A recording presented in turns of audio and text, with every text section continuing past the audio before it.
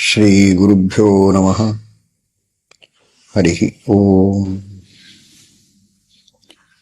ಯತ್ಪದಂ ವೇದ ಸಂವೇದ್ಯಂ ಕಟಾಕ್ಷೇಣಾಪಿ ವೀಕ್ಷಿತುಂ ನ ಕ್ಷಮಂತೆ ವಿಮತಯಸ್ತಮುಪಾಸೇ ಶ್ರಿಯಃ ಪತಿಂ. ಮಯಿ ಸ್ಥಿತೋ ಮದಂಗೇಶು ಸ್ವತಂತ್ರೋ ವ್ಯಾಪ್ತವಾನ್ ಹರಿಃ ಸ ವಿಷ್ಣುಶ್ಚಾಸ್ವತಂತ್ರಂ ಮಾಂ ಸ್ವೇಚ್ಛಯಾ ವರ್ತಯತ್ಯಜಃ. ಸ್ವಾತ್ಮನಸ್ತಸ್ಯ ಪೂಜಾ ಸ್ಯುಃ ಮನೋವಾಕ್ಕಾಯವೃತ್ತಯಃ. ಮಮೈತಾಃ ಇತಿ ಕರ್ತಾರಂ ಉದ್ದೇಶ್ಯಂ ಚ ಹರಿಂ ಸ್ಮರೇತ್. ಜಯತ್ಯಜೋ ಕ್ಷೀಣಸುಖಾತ್ಮಬಿಂಬಃ ಸ್ವೈಶ್ವರ್ಯಕಾಂತಿಪ್ರತತಃ ಸದೋದಿತಃ. ಸ್ವಭಕ್ತಸಂತಾಪದುರಿಷ್ಟಹಂತಾ ರಾಮಾವತಾರೋ ಹರಿರೀಶಚಂದ್ರಮಾಃ. ಧರ್ಮವಿಜ್ಞಾನವೈರಾಗ್ಯಪರಮೈಶ್ವರ್ಯಶಾಲಿನಃ ಆನಂದತೀರ್ಥಭಗವತ್ಪಾದಾನ್ ವಂದೇ ನಿರಂತರಂ. ನೌಮಿನ್ಯಾಯಸುಧಾದಿಕೃಜ್ಜಯಮುನೀನ್ ಶ್ರೀಪಾದರಾಟ್ಸನ್ಮಣೀನ್ ವ್ಯಾಸಾರ್ಯಾನ್ ವಿವಿಧಾಗಮಾಬ್ಧಿವಿಹರಾನ್ ಶ್ರೀವಾದಿರಾಜಾನಪಿ ವಂದೇ ಹಂಸವರಾನ್ ರಘುತ್ತಮಗುರೂನ್ ವೈದಗ್ಧ್ಯವಾರಾಂ ನಿಧೀನ್ ಶ್ರೀಸತ್ಯವ್ರತರಾಘವೇಂದ್ರಮುನಿವಾನ್ ಸದ್ಬೋಧಸಧ್ಯಾನಪಾನ್ ಸತ್ಯಾಭಿಜ್ಞಕರಾಬ್ಜೋತ್ಥಾನ್ ಪಂಚಾಶದ್ವರ್ಷಪೂಜಕಾನ್ ಸತ್ಯಪ್ರಮೋದತೀರ್ಥಾರ್ಯಾನ್ ನೌಮಿನ್ಯಾಯಸುಧಾರತಾನ್.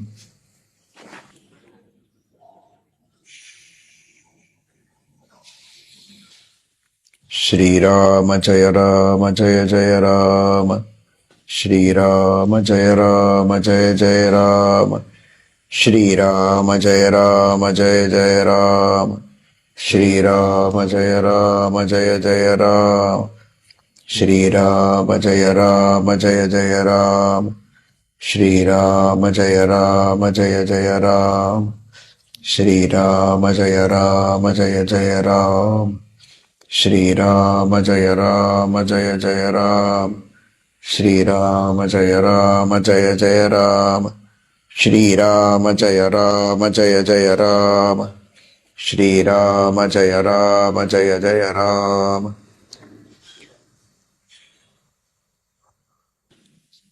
ಭಗವಂತನ ಶ್ರೀರಾಮಚಂದ್ರನ ದಿವ್ಯವಾದ ಗುಣಗಳ ಚಿಂತನದೊಂದಿಗೆ ರಾಮನಾಮದ ಜಪವನ್ನು ಮಾಡೋಣ. ರಾಮನಾಮದ ಸ್ಮರಣೆಯನ್ನು ಮಾಡೋಣ.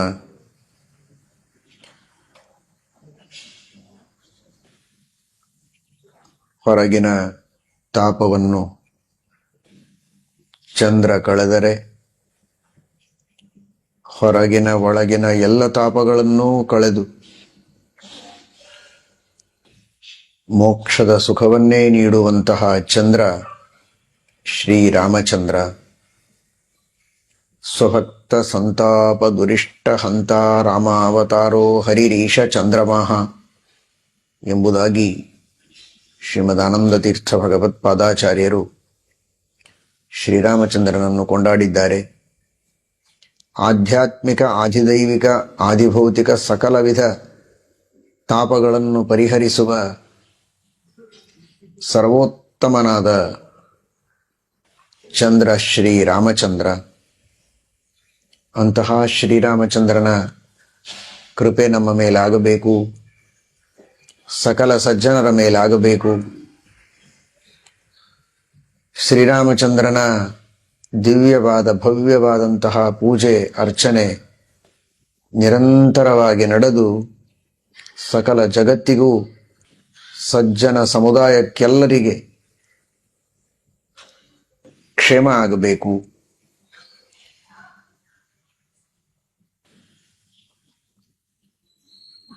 ಶ್ರೀರಾಮಚಂದ್ರ ಸಕಲ ಪ್ರಜೆಗಳಿಗೆ, ಸಕಲ ಜೀವರಾಶಿಗಳಿಗೆ ಪರಮಹಿತತಮನಾದಂತಹ ಸ್ವಾಮಿ. ಪ್ರಜಾನಾಂಚ ಹಿತೇ ರತಃ. ಧರ್ಮಜ್ಞಃ ಸತ್ಯಸಂಧಶ್ಚ ಪ್ರಜಾನಾಂಚ ಹಿತೇ ರತಃ.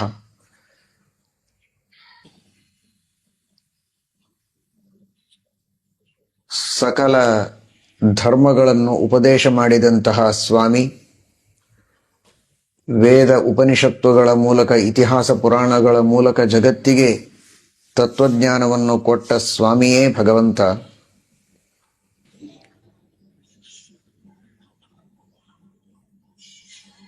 ಭಗವಂತನು ನುಡಿದದ್ದೇ ಧರ್ಮ, ಅವನಿಗೆ ಪ್ರಿಯವಾದದ್ದೇ ಧರ್ಮ. ಧರ್ಮಜ್ಞ, ದೇವರು ಧರ್ಮಜ್ಞ ಅಂತ ಏನು ಹೇಳೋದು? ವೇದ ಪ್ರಣಿಹಿತೋ ಧರ್ಮ, ವೇದೋ ನಾರಾಯಣ ಸಾಕ್ಷಾತ್. ಸಾಕ್ಷಾತ್ ಭಗವಂತನೇ ವೇದಗಳ ಮೂಲಕ ಜಗತ್ತಿಗೆ ಧರ್ಮವನ್ನು ಉಪದೇಶ ಮಾಡಿದಂತಹ ಮಹಾನುಭಾವ. ಅಂತಹ ಧರ್ಮೋಪದೇಶ ಮಾಡಿದ ಧರ್ಮಜ್ಞ ಇವತ್ತು ನಮ್ಮೆಲ್ಲರ ಮನಸ್ಸಿನಲ್ಲಿ ಶುದ್ಧವಾದ ಧರ್ಮದ ತಿಳುವಳಿಕೆಯನ್ನು ನೀಡಿ ಅನುಗ್ರಹಿಸಲಿ. ಧರ್ಮದ ಜ್ಞಾನವನ್ನು ಮಾತ್ರ ಕೊಡದೆ ಧರ್ಮವನ್ನು ಅನುಷ್ಠಾನ ಮಾಡುವಂತಹ ಶಕ್ತಿಯನ್ನು ಕೊಟ್ಟು ಆ ಧರ್ಮಾತ್ಮ, ಧರ್ಮಸ್ವಾಮಿಯಾದಂತಹ ಭಗವಂತ ನಮಗೆಲ್ಲ ಧರ್ಮದಲ್ಲಿ ಪ್ರೇರಣೆಯನ್ನು ನೀಡಲಿ ಅಂತ ಆ ಭಗವಂತನಲ್ಲಿ ಪ್ರಾರ್ಥನೆಯನ್ನು ಮಾಡೋಣ. ಇಡೀ ಜಗತ್ತಿನಲ್ಲಿ ಎಲ್ಲ ಕಡೆಗೆ ಸಜ್ಜನರು ಧರ್ಮದಲ್ಲಿ ಇರಲಿ, ಶ್ರೀರಾಮಚಂದ್ರನಲ್ಲಿ ಭಕ್ತಿ ಮಾಡಲಿ, ಶ್ರೀರಾಮಚಂದ್ರನ ಉಪದೇಶದಂತೆ ಜೀವನವನ್ನು ನಡೆಸಲಿ. ಅದಕ್ಕಾಗಿ ಶ್ರೀರಾಮಚಂದ್ರ ನಮ್ಮೆಲ್ಲರ ಮೇಲೆ ದಯೆ ತೋರಲಿ ಅಂತ ಪ್ರಾರ್ಥನೆಯನ್ನು ಮಾಡಿಕೊಂಡು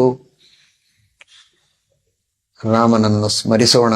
ಶ್ರೀರಾಮ ಜಯ ರಾಮ ಜಯ ಜಯ ರಾಮ, ಶ್ರೀರಾಮ ಜಯ ರಾಮ ಜಯ ಜಯ ರಾಮ, ಶ್ರೀರಾಮ ಜಯ ರಾಮ ಜಯ ಜಯ ರಾಮ, ಶ್ರೀರಾಮ ಜಯ ರಾಮ ಜಯ ಜಯ ರಾಮ, ಶ್ರೀರಾಮ ಜಯ ರಾಮ ಜಯ ಜಯ ರಾಮ, ಶ್ರೀರಾಮ ಜಯ ರಾಮ ಜಯ ಜಯ ರಾಮ, ಶ್ರೀರಾಮ ಜಯ ರಾಮ ಜಯ ಜಯ ರಾಮ, ಶ್ರೀರಾಮ ಜಯ ರಾಮ ಜಯ ಜಯ ರಾಮ, ಶ್ರೀರಾಮ ಜಯ ರಾಮ ಜಯ ಜಯ ರಾಮ, ಶ್ರೀರಾಮ ಜಯ ರಾಮ ಜಯ ಜಯ ರಾಮ, ಶ್ರೀರಾಮ ಜಯ ರಾಮ ಜಯ ಜಯ ರಾಮ, ಶ್ರೀರಾಮ ಜಯ ರಾಮ ಜಯ ಜಯ ರಾಮ.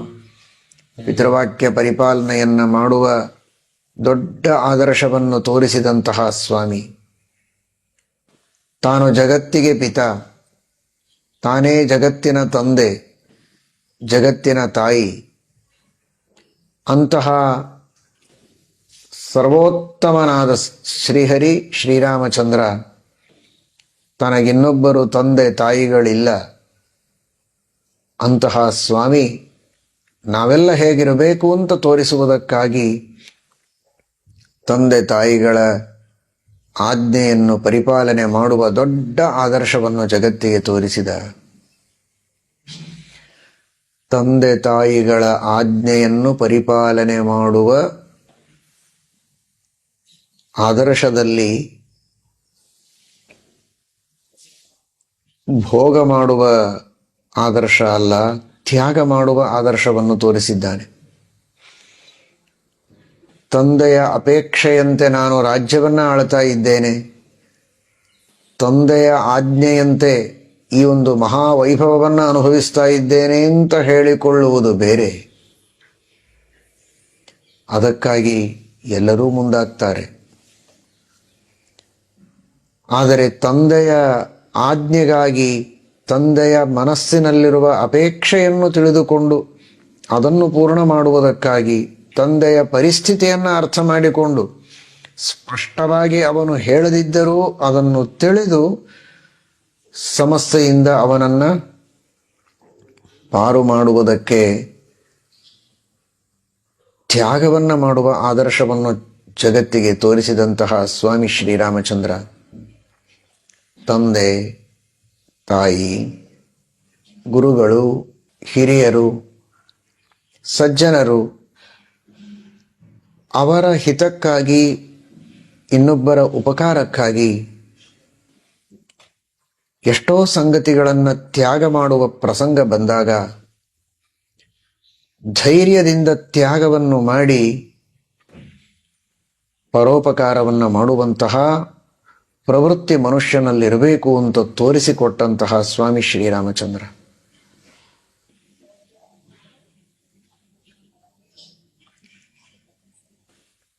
ತಾನೂ ಸುಖವಾಗಿದ್ದು ಇನ್ನೊಬ್ಬರೂ ಸುಖವಾಗಿರುವಂತೆ ಮಾಡುವುದು ತಪ್ಪೇನಲ್ಲ. ಆದರೆ ಕೆಲವೊಂದು ಪ್ರಸಂಗಗಳಲ್ಲಿ ಇನ್ನೊಬ್ಬರ ಸುಖಕ್ಕಾಗಿ, ಇನ್ನೊಬ್ಬರ ಹಿತಕ್ಕಾಗಿ, ಅದರಲ್ಲಿಯೂ ಉತ್ತಮರ, ಜ್ಞಾನಿಗಳ, ಗುರು ಹಿರಿಯರ, ತಂದೆ ತಾಯಿಗಳ